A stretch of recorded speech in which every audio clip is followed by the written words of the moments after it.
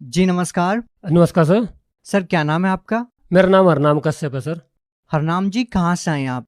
मैं डिस्ट्रिक्ट मंडी हिमाचल प्रदेश से हूँ सर। सर क्या करते हैं आप? मैं पहले आर्मी में था। अभी रिटायर लाइफ व्यतीत कर रहे हैं अभी। संत रामपाल जी महाराज से नाम दीक्षा लेने से पहले क्या भक्ति साधना करते थे आप?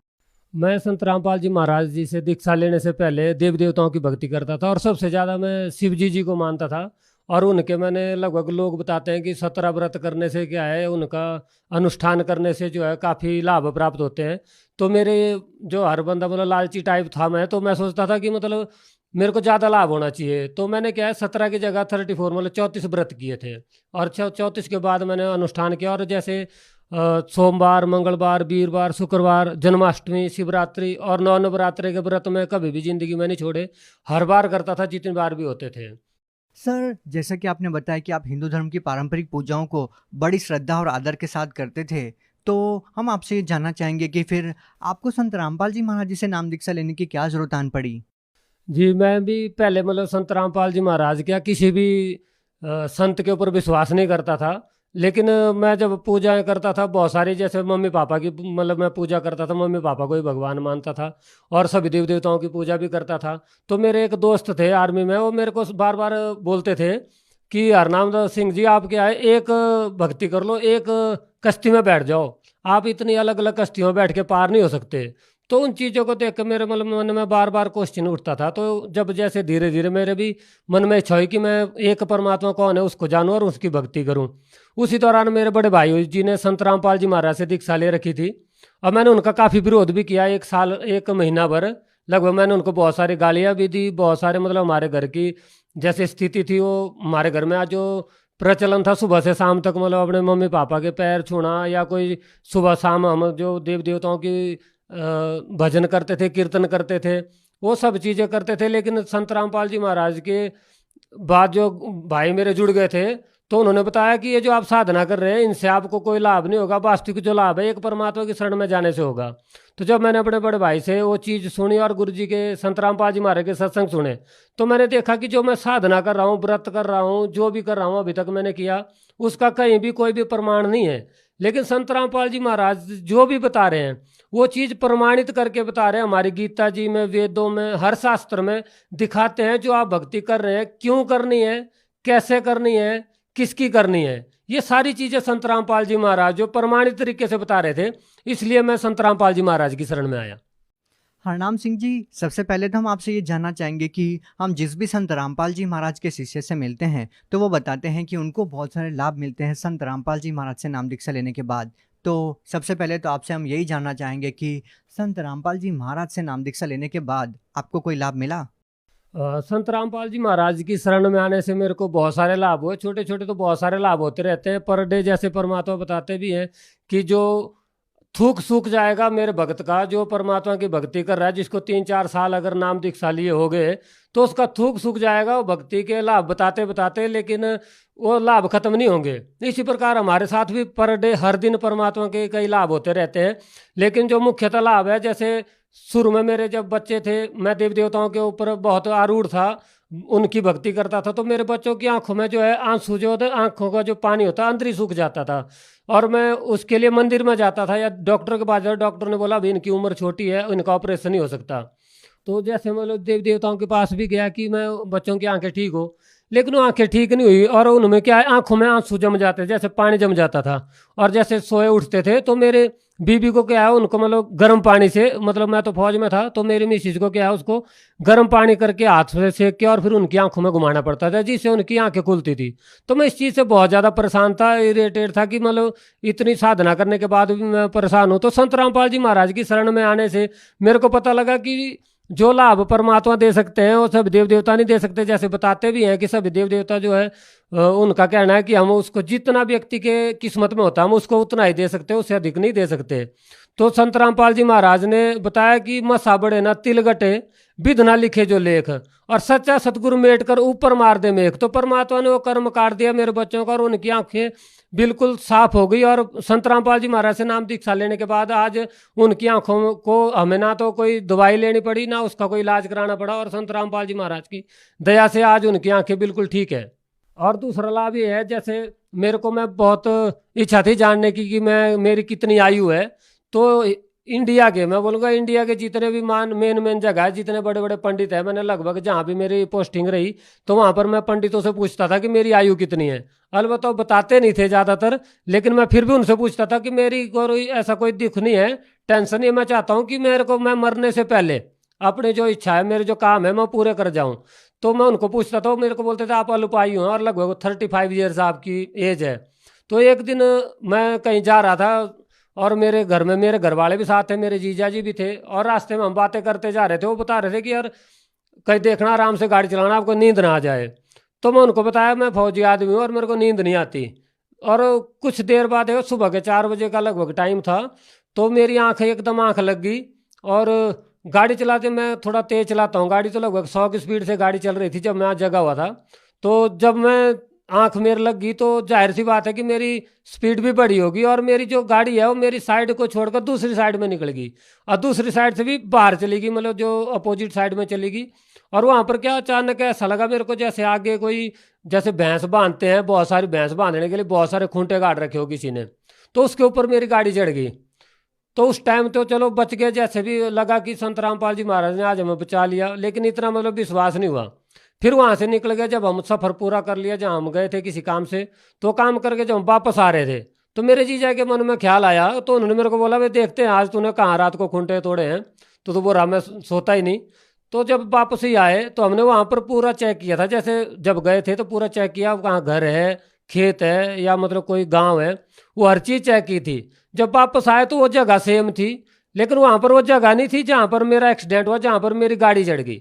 जो खूंटे थे वो वहां पर प्रेजेंट नहीं थे, और जो वहां जगह थी वो भी वहां प्रेजेंट नहीं। हमने देखा भी यहाँ कोई खुदाई तो नहीं हो गई है, तो वो खुदाई भी नहीं हुई थी। तो इसका मतलब ये है सीधा सीधा कि जो मेरी 35 ईयर्स उस दिन पूरी हुई थी और मेरे मृत्यु होनी थी, वो संत रामपाल जी महाराज की दया से मेरे को जीवन दान मिला, और मेरी आयु बढ़ी। आज संत रामपाल जी महाराज से मेरी आयु का जो मेरे को जीवन दान मिला, मेरे को वो संत रामपाल जी महाराज की दया से मिला। और जैसे एक बार मैं फौज में भी था, तो फौज में एक ऑपरेशन हुआ हमारा, तो उस दौरान क्या हुआ कि मिलिटेंट्स के साथ, जैसे आतंकवादियों के साथ हमारा आमना सामना हो गया। तो उसमें संत जो मेरे साथ वाले थे, अचानक जैसे फायर खुला तो मेरे साथ वाले 2 व्यक्ति थे, जो 2 जवान थे, उन दोनों को गोलियां लगी, मेरे साइड साइड वालों को। संत रामपाल जी महाराज ने वहां पर मेरी रक्षा करी। मैंने संत रामपाल जी महाराज को याद किया। संत रामपाल जी महाराज जैसे बताते हैं कि कोई भी कठिनाई, कोई भी मुश्किल, बड़ी से बड़ी मुश्किल अगर आपको आती है, तो आपने जो भक्ति बताई है, जो नाम सुमन के लिए बताए हैं आप लोगों को, उसका सुमन करना है, आपकी रक्षा होगी। तो उसी प्रकार मैंने संत रामपाल जी महाराज का नाम लिया, और आज मैं आपके सामने खड़ा हूँ और इंटरव्यू दे रहा हूँ, तो ये संत रामपाल जी महाराज की वजह है, जो उन्होंने मेरे को 2-2 बार जीवन दान दिया है, मेरे को जीवन रक्षा करी मेरी। हरनाम सिंह जी, पहले आप जो पारंपरिक पूजा करते थे, उन साधनाओं को करने के बाद भी आपको कोई विशेष लाभ नहीं मिला, और आपने बताया कि संत रामपाल जी महाराज से नाम दीक्षा लेने के बाद आपको बहुत सारे लाभ मिलने लगे।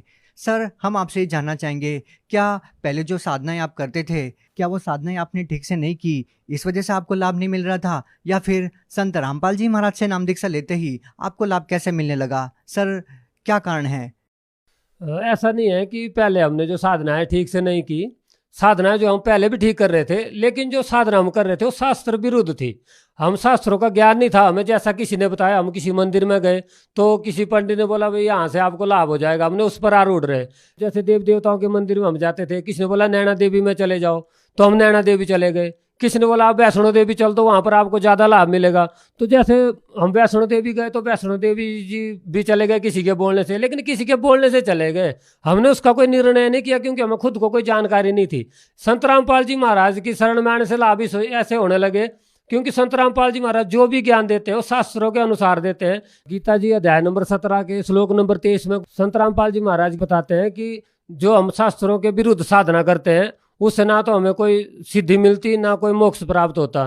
तो जो संत रामपाल जी महाराज साधना बताते हैं, आज जैसे मैं पहले मंदिर में भी गया, मस्जिद में गया, गुरुद्वारा में गया, चर्च में गया, और शिव जी के अन्य को व्रत किए, सभी देव देवताओं के व्रत किए, उनसे मेरे को कोई 1% भी मतलब बोलते उसको लाभ नहीं प्राप्त हुआ। लेकिन संत रामपाल जी महाराज की शरण में आने से आज मेरा जीवन जो है खुशहाल है, मेरे बच्चे खुश हैं, और गुरु नानक देव जी की एक वाणी है जिसमें बोला है कि घर सुख बसया बाहर सुख पाया। तो आज मेरे घर में सुख ही है संत रामपाल जी महाराज की दया से। तो आज मैं कहीं भी हूँ, परमात्मा की दया से कहीं भी जाते हैं तो खुश हैं, और संत रामपाल जी महाराज से की दया से सारा जो मेरा जीवन है उसमें बहुत परिवर्तन आया, सारे खुशहाल हो गया। हरनाम सिंह जी, जैसा कि आपने बताया कि संत रामपाल जी महाराज से नाम दीक्षा लेने के बाद आपका जीवन खुशहाल हो गया, आपके जीवन में बहुत सारे बदलाव आए।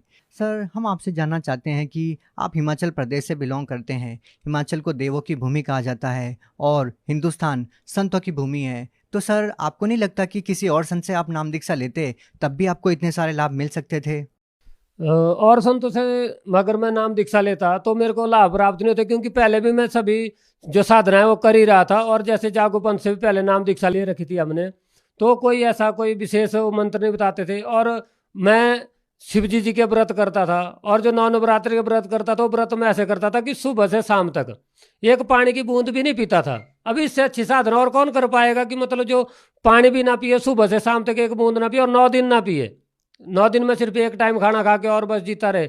तो इतनी साधना मैं करता रहा, फिर भी मुझे मतलब 1% भी किसी लाभ नहीं हुआ। और मेरे को हमेशा जहाँ भी जाता था ये सुनने को मिलता था कि आप प्रारब्ध कर्म है, आपको पिछले कर्मों से, जो पिछले कर्म आपने किया उसकी वजह से आपको हानि हो रही है। लेकिन संत रामपाल जी महाराज की शरण में आने से, उनकी जो शास्त्र अनुकूल भक्ति है उसको करने से आज मेरे को इतने लाभ मिले। मेरे बच्चे ठीक हैं, मेरा परिवार खुश है, और मैं आज खुश हूँ, आपके सामने खड़ा हूँ, जीवित हूँ, क्योंकि संत रामपाल जी महाराज ने मेरे को जीवन दान भी दिया है।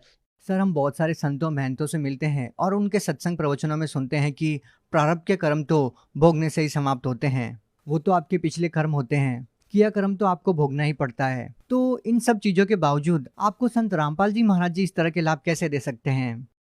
देखिए, जो प्रारब्ध बताते हैं, जैसे मेरे को भी पहले मैं कई जगह गया हूँ और मेरे बच्चों की जो प्रॉब्लम्स थी उसके बारे में कई संतों ने, कई देव देवताओं ने मेरे को बोला कि पिछले कर्म है आपको काटने पड़ेंगे। जैसे मैं अन्य भक्ति कर ही रहा था, तो संत रामपाल जी महाराज भी समय एक ऐसे संत हैं जिनका कहना है कि अगर प्रारब्ध ही भोगना पड़ेगा तो हमें भक्ति क्यों करनी। तो संत रामपाल जी महाराज विश्व के एकमात्र संत हैं जो प्रारब्ध को बताते हैं। अगर हम शास्त्र अनुकूल भक्ति करते हैं, शास्त्र अनुकूल भक्ति ना करने से हमें प्रारब्ध भोगना पड़ेगा। लेकिन संत रामपाल जी महाराज जो शास्त्र अनुकूल भक्ति देते हैं, विश्व में एकमात्र संत हैं जो शास्त्र अनुकूल भक्ति देते हैं। और उनका कहना है कि अगर शास्त्र अनुकूल भक्ति आप करेंगे तो आपके प्रारब्ध भी कट जाएंगे। जैसे मैं खुद इसका एक प्रमाण हूँ, जहाँ पर मैं जाता था मंदिर में, मस्जिद में, मेरे को बताया जाता था कि आपके प्रारब्ध कर्म आपको भोगने पड़ेंगे। फिर संत रामपाल जी महाराज की शरण में आने से मेरा प्रारब्ध कहाँ गया? पहले जो मैं साधना कर रहा था वो शास्त्र अनुकूल ना होने की वजह से मेरे को उससे कोई लाभ नहीं प्राप्त हो रहा था। लेकिन संत रामपाल जी महाराज ने जो शास्त्र अनुकूल भक्ति मेरे को बताई, उससे मेरे को ये लाभ हुआ। और आज आपके सामने मतलब जो हर चीज में मेरे को प्रारब्ध भी कट गया परमात्मा की दया से। और संत रामपाल जी महाराज जो बताते भी हैं, अपनी वाणियों के द्वारा भी बताते हैं बार बार कि बेटा आपको प्रारब्ध भी कट सकता है, और आपका जो मसा बढ़े ना तिल घटे, बितना लिखे जो लेख, और सच्चा सतगुरु मेट कर ऊपर मार दे मेघ। तो संत रामपाल जी महाराज ने आज हमारे प्रारब्ध कर्मों में वो मेघ मार दी, वो कील लगा दी वहां से उसके जा। और हमें आज जो पिछले पाप थे वो ना भोग कर हमें क्या है, खुशियां, आज खुशियां ही खुशियां हमारे घर में संत रामपाल जी महाराज की दया से होगी, जो अन्य संत नहीं दे सकते थे। सर, आपने बताया कि हिंदू धर्म की पारंपरिक पूजाओं को आपने बड़ी श्रद्धा के साथ किया है और शायद ही आपकी तरह कोई कर पाए। तो आज जो लोग इन्हीं साधनाओं में आरूढ़ है, इन्हीं साधनाओं में लीन हैं, उन लोगों को आप क्या कहना चाहेंगे, क्या संदेश देना चाहेंगे? मैं उनको ये कहना चाहूँगा कि जो पारंपरिक साधनाएं जो हम कर रहे थे, पहले से करे, जैसे मैं भी कर रहा था। किसी ने मंदिर में बोला जाने के लिए मंदिर में गया, मस्जिद में बोला मस्जिद में गया, और चर्च में बोला चर्च में भी गया। तो आप लोग भी वही साधनाएं करते रहेंगे, पिछली जो आरूढ़ता के ऊपर चलते रहेंगे। लेकिन मैंने जो इतनी साधनाएं की उनसे मेरे को 1% भी लाभ नहीं मिला। तो मैं सबको यही संदेश देना चाहूँगा कि आज समाज जो है पढ़ा लिखा है, किसी को बरगलाया नहीं जा सकता। और जो संत हैं जो बता रहे हैं आज की डेट में, वो उनका ज्ञान देखिए, और संत रामपाल जी महाराज के प्रवचन सुनिए, हमारी गीता जी में, वेदों में उनके अनुसार तो बता रहे हैं। और लोग बोलते हैं हिंदू धर्म के, तो संत रामपाल जी महाराज हिंदू धर्म के ग्रंथों को दिखा दिखा के बता रहे हैं कि किस प्रकार की हमें साधना करनी चाहिए, कौन से अध्याय में, कौन से श्लोक में क्या लिखा है, हर चीज बता रहे हैं। तो मैं यही चाहूँगा कि जो शास्त्र अनुकूल साधना संत रामपाल जी महाराज बता रहे हैं, आज पढ़ा लिखा समाज है, आप अन्य संतों का जो अनुभव है उसको देखें, और संत रामपाल जी महाराज का जो ज्ञान संत रामपाल जी महाराज वेदों में, गीता में दिखा रहे हैं, उनको मैच कीजिए। और संत रामपाल जी महाराज के सत्संग देखिए और फिर देखिए किस प्रकार जिंदगी बदल जाती है और किस प्रकार जो हमारे प्रारब्ध के जो कर्म है वो करते हैं और संत रामपाल जी महाराज किस प्रकार लाभ देते हैं। अगर कोई व्यक्ति संत रामपाल जी महाराज से नाम दीक्षा लेना चाहता है तो वो उनसे नाम दीक्षा कैसे ले सकता है? आज संत रामपाल जी महाराज की दया से सभी प्लेटफॉर्म में, चाहे आप फेसबुक है, यूट्यूब है या ट्विटर है, किसी भी प्लेटफॉर्म में आप सोशल मीडिया के माध्यम से आप कहीं भी देख सकते हैं सत्संग आते हैं। उसमें नीचे संत रामपाल जी महाराज के जो मोबाइल नंबर चलते हैं वहाँ पर आप उनको मोबाइल नंबर में कॉल करके अपने ही जिले में, आपको कहीं दूर जाने की जरूरत नहीं है, अपने ही जिले में नाम दीक्षा प्राप्त कर सकते हैं। जी बहुत बहुत धन्यवाद। Thank you sir.